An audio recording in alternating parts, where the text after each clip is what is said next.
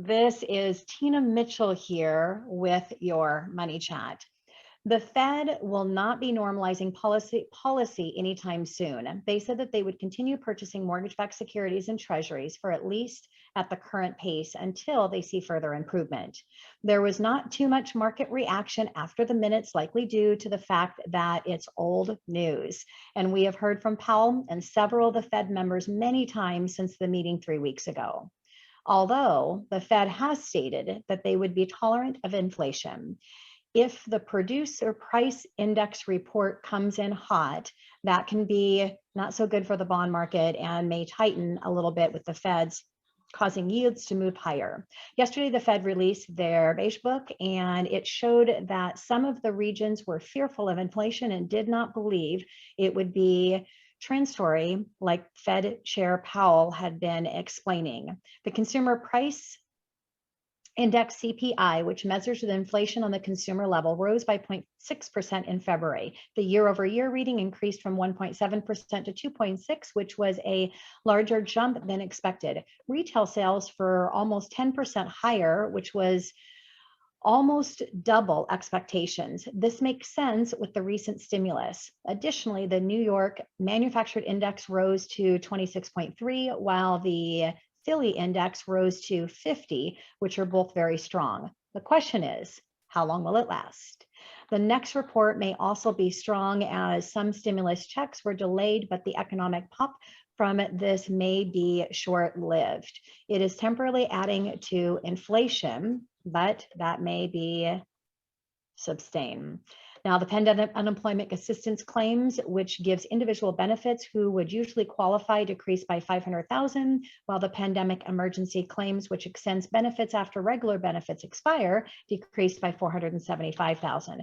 17 million individuals are still receiving benefits throughout all of their programs, which is down 1.2 million from the previous week and much higher than the 8 million this time last year, which is growing as compared to this time of the pandemic when things really started to get shut down. The Mortgage Bankers Association released their mortgage application data for last week, showing that overall application volume decreased by 3.7%.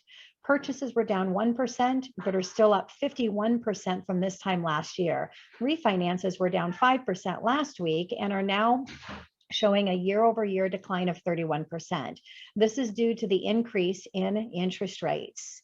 Now, the refinance share of mortgage activity declined from 60% to 59.2% the year-over-year. Purchase comparison has been taken with a grain of salt because it is being compared to last year when things were shut down and people were not shopping as much for homes. Now, Tuesday, CNBC seemed to be dedicated for the entire day to the housing bubble and tried their best to scare homeowners. I have dispelled many of these things in the updates as of late, but keep in mind that this is an entirely different market. Demand is very strong and increasing due to birth rates. Supply is at record low and not getting any better. Forbearance will be mitigated due to the equity in homes and affordability is not like the media would like you to believe. We are in a great housing market. There's been a lot of talk regarding the forbearance that is going to unwind. People have a lot of equity in their homes and will want to protect that equity from foreclosure. And we know home sales are at record time, so they can just sell and protect that equity instead of foreclosing on their home. While it is terrible for anyone to lose their job, 82% of the net job losses in the U.S.'s calendar year 2020 were suffered by workers in the bottom 25% of wage earners. So it's likely to believe that a good portion of these individuals are not in the housing market.